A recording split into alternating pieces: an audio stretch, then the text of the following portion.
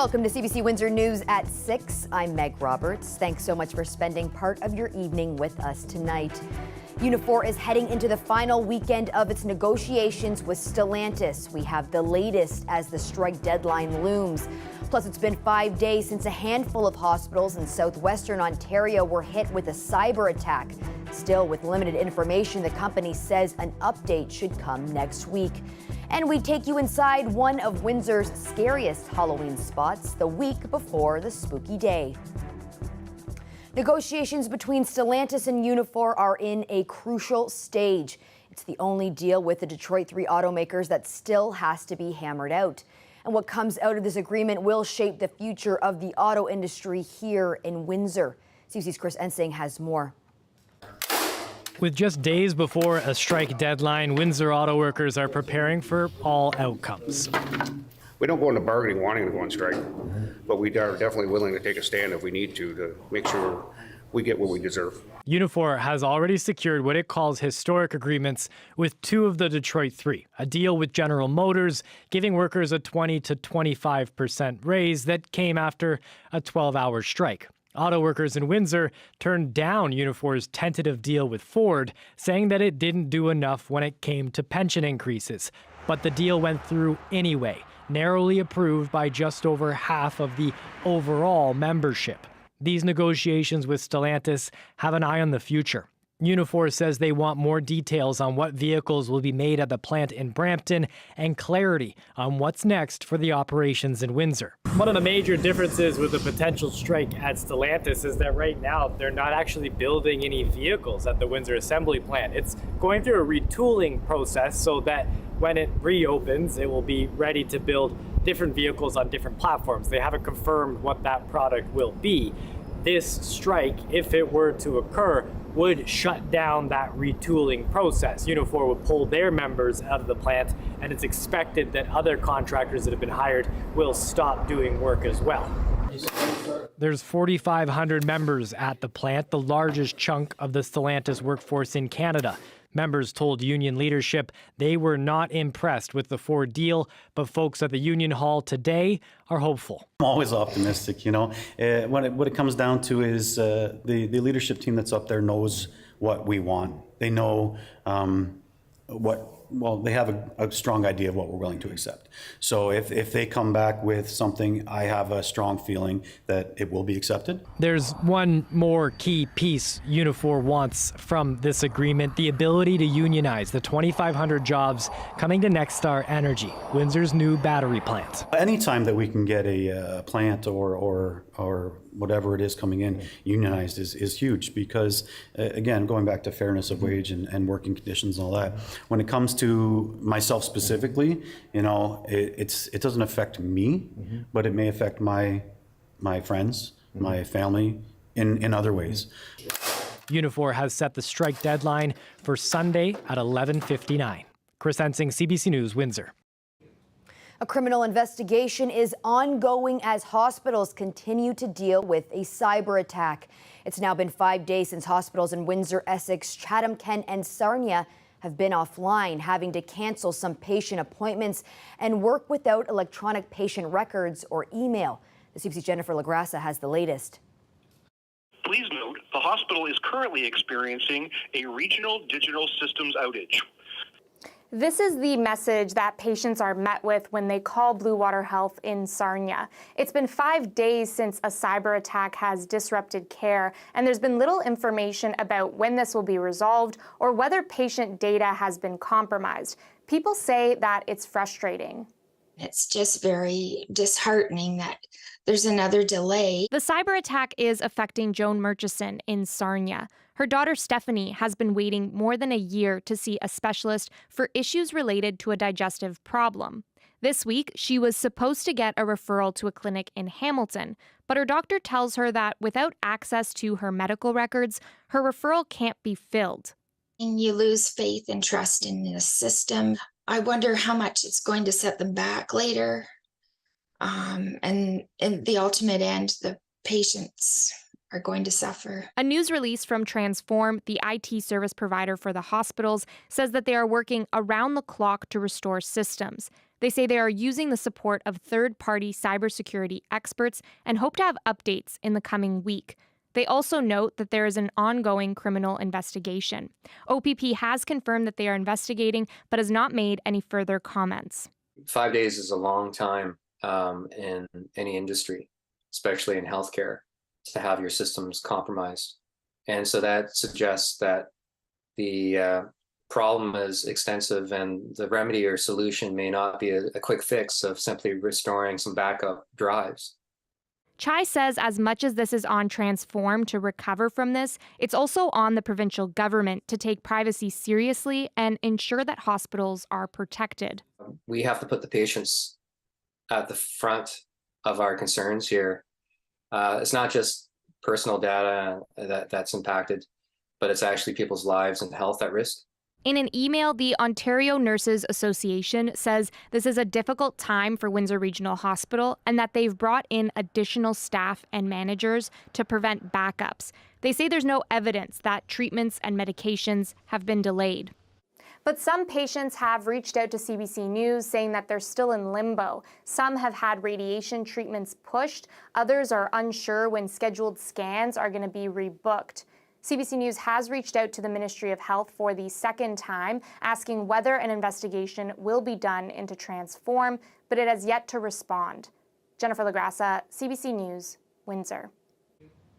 There are many questions left unanswered surrounding the horrific killing of a family in Sault Ste. Marie that has the city's police chief calling for an inquest. On Monday, a 44-year-old man shot 6 people, including 3 children, 2 adults, and then himself. Here in Windsor, talk of an inquest also caught the attention of Fartumo Kuso.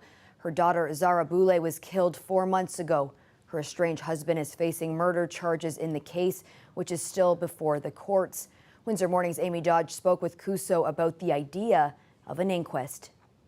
I thought, oh, this is really tragic. But as soon as the police chief said they think it was domestic violence related because there was an incident with the person who committed this crime, I had to turn the radio off and then turn it back on. It startled me, and I'm just thinking another one again. And on top of that, the suggestion of inquest, when we have one already in the books that tells us things we need to do, it's like we know what we need to do, but we don't want to do it. And I don't know why. I would also, on top of that, for our politicians to come in and say, Ontario stands with you, or you're not alone. Of course we're alone. That family, you can say all you want, you're not alone, but that family should not have lost 3 children and 2 adults. There was no reason for that to happen. And you mentioned an inquest and how that sort of provoked some emotion in you. Yeah. It seems to frustrate you. Yeah, inquest frustrates me always, not only this one, because in my opinion, we do in Canada, I don't know about other countries, we do in Canada inquest, and I think it's almost to push the issue away, to make ourselves feel good. Instead, we're doing inquest, and 7 years later, by the time the inquest report comes in, it's not any valuable to those in power than the paper it's written on. It just puts in a binder and sits on a shelf, and we don't use. And next time we want to say inquest, no, we don't need inquest. Like that lawyer said, we know what we need to do. The Ontario government has announced some support for the Windsor International Film Festival. More than $267,000 of one-time funding. The province says WIF has proven itself as a premium attraction. So that our community looks forward to. But movie buffs from all over North America come here for, and that certainly helps contribute to our economy here in Windsor and Essex counties. And we truly recognize that Ontario's tourism and cultural industries are key economic drivers that are of importance to the province. And I'm proud to say that not only is WIF a success, it's a model of success for experiences all across North America. The money is being provided through 3 Ontario grant programs. Dowie says the funds will help enhance the festival's screening equipment and francophone programming. WIF officially started yesterday and will run until November 5th, with 186 films to watch and 300 screenings. The results are in from a campaign among Windsor businesses to raise money for humanitarian relief in Gaza. The week-long effort generated over $155,000. Organizers at Hamoudi Shawarma say they knew that businesses would be generous, even in a tough economy. Our community, our city is just so beautiful with the amount of support we saw from every background, every race, every religion. I mean, everyone does what they can do, and it shows how businesses can get together and be one voice. You know, what we're going through is not even a drop in the ocean compared to what the people over there are going through. So everyone has to make sacrifices to help one another, and that's what everyone in all the businesses did in Windsor.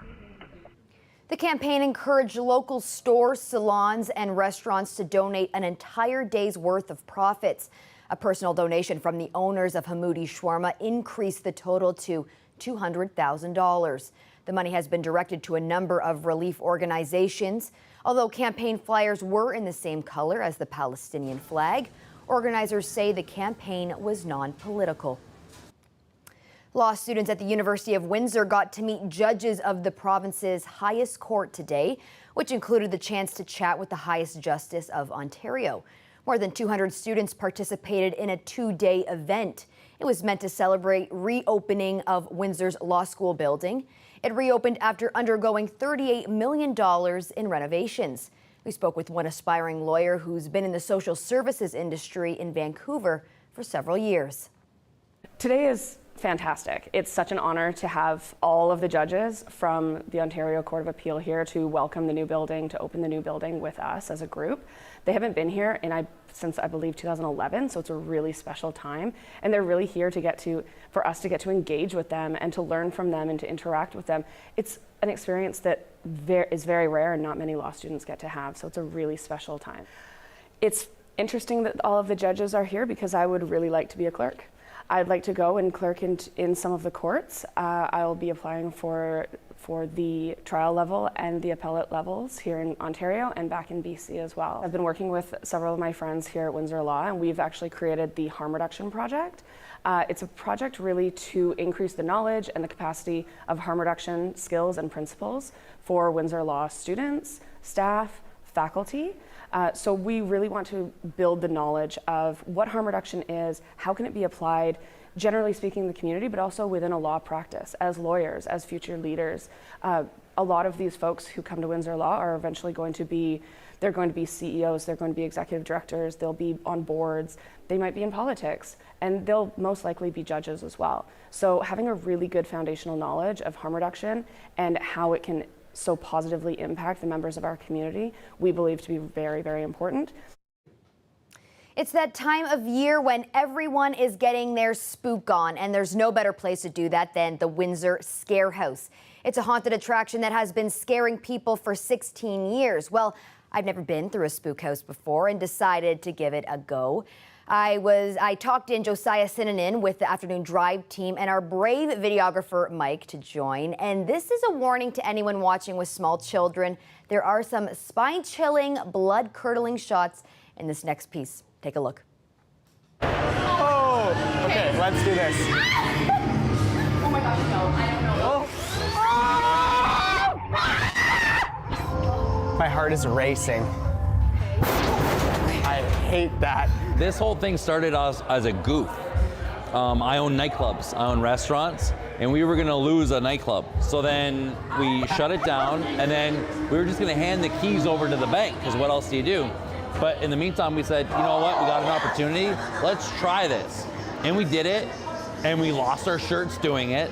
We didn't make a single dime, we made a lot of mistakes, but we had so much fun coming up with ideas. When is this gonna end? I feel like this is not a place where we want to be. We gotta get out of this bathroom.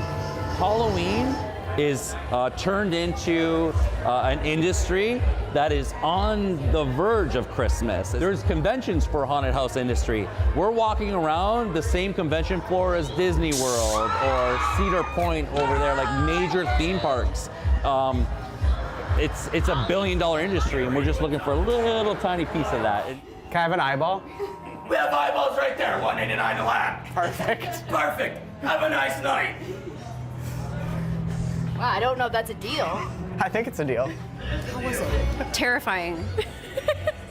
I know. Yes, extremely terrifying. Why did you come out here and do this? I love Halloween. It's my favorite time of year. My heart is going about 150 beats a minute right now. Exciting. Watching all my friends scream and stuff was the funny part. Ultimately, what it comes down to is that we just created a memory, and as cheesy, as corny as that sounds, that you had that memory and you'll have that forever. It's over. It's over. Oh my. Oh.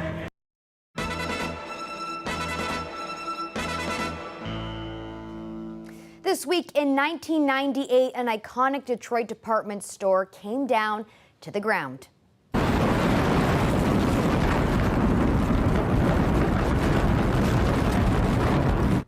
That's Hudson's imploding. It was a popular spot for us Windsorites to shop at. In its prime, the Detroit landmark was a world of its own, boasting 25 stories and 49 acres of selling floor. After many years of declining sales, the flagship store closed in 1983. The Detroit Free Press reported it was sold to a Windsor company and became an eyesore and was later demolished in '98. The site where the Hudson's building stood is currently under development, with a new building slated to open next year. Well, that's a look through the tower cam at the spot where Hudson's once sat and where new development will happen. You're also looking at a beautiful view of the conditions out there this evening. We could not have asked for a nicer day. Your weekend forecast is coming up after the break.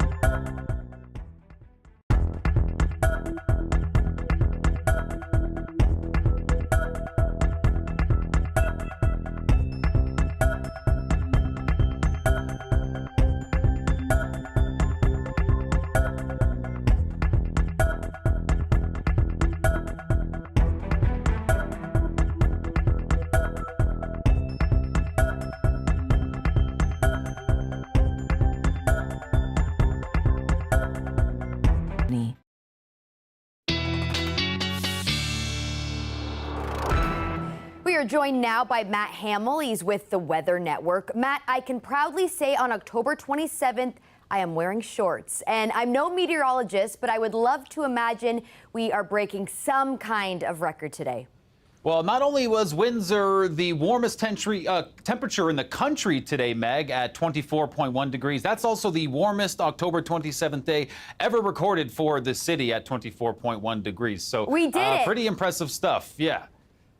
Now, Meg, a different story. The shorts we're going to have to wave goodbye to as cooler temperatures are on the way. Not overnight, though. I mean, look at this evening. We're still very warm, and we even have maybe some thunder and lightning for some parts of southwestern Ontario. Overnight, we are looking at still not bad. These are typically the daytime highs we would see this time of year, but the cool down on the way. And take a look here as we see, and gradually encroaching in from parts of Western Canada are these 0-degree temperatures. Now, it might be a little while before we start to see those kind of temperatures in areas like Windsor, but cooler weather is on the way. This is kind of our last hurrah of 20-degree weather. Now, I mentioned we do have that possibility of some thunder and lightning today. There is a bit of that energy with some of this precipitation moving into the evening. Saturday, mostly dry, although as we head into the evening, the sunshine will be replaced with some cloud cover and some more showers moving through. Sunday, very cloudy. Showers look like kind of bookending that part of the day, maybe even some more precipitation into Monday to start the week. Now, here's a look at our rainfall estimates here. And again, not a whole lot for southwestern Ontario, heavier amounts for more central areas, but that's what we're watching. Now, looking at our 7-day forecast, we are seeing again, waving goodbye to those 20-degree temperatures and saying hello, Meg, to those single-digit highs. 9 degrees on Sunday with that precipitation. Still some lingering showers into Monday. And then as we head into Tuesday for Halloween, looking a bit chilly. And again, some colder temperatures on the way. For sure, the last day for shorts for me. Thanks so much for that, Matt. That is Matt Hamill. He's with the Weather Network. You bet. Well, we've showed you one of the scarier Halloween displays in Windsor. Up next, we bring you to a spooky destination in Copenhagen.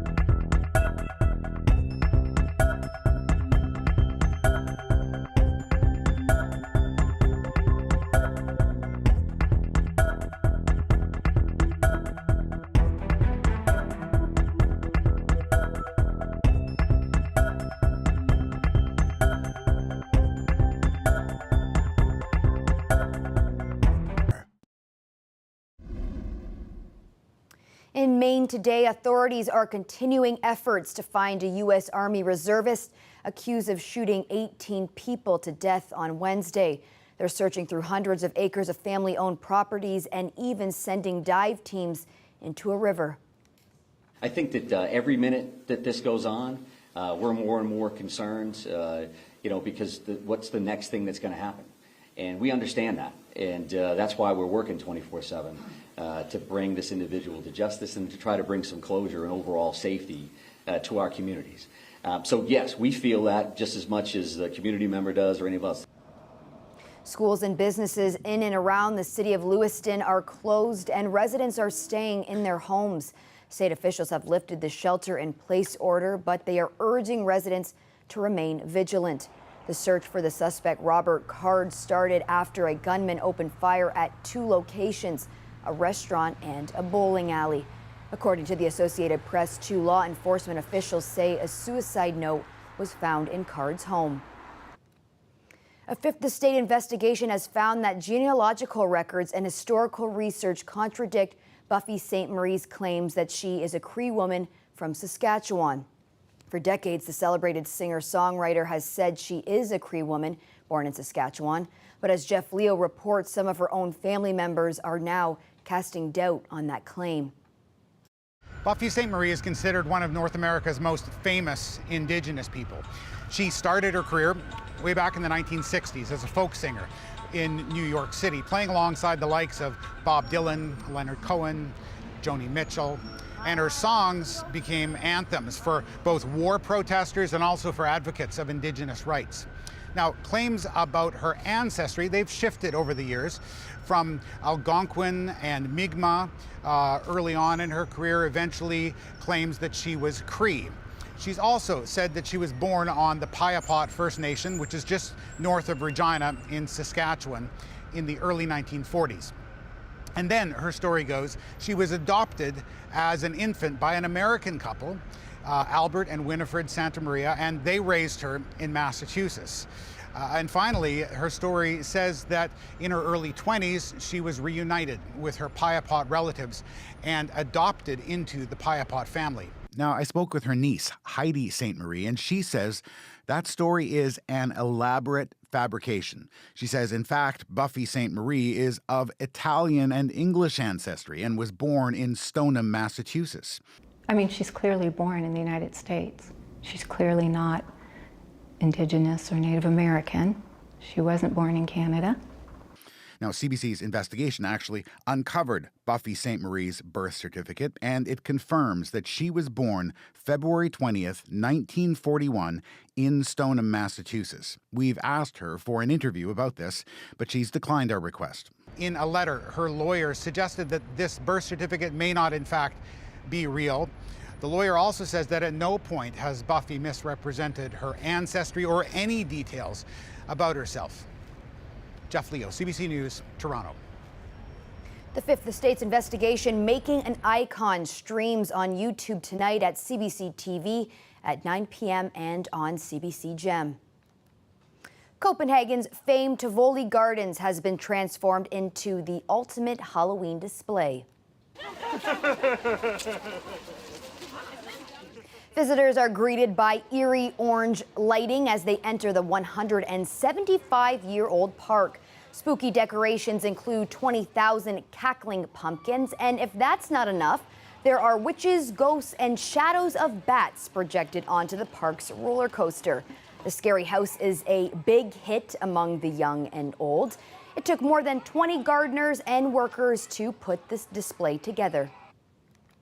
That's it for CBC Windsor News. This coming Monday, the CBC's Dale Malner brings us a story about a mysterious plane crash that happened 82 years ago, with industry experts now exploring some possible causes.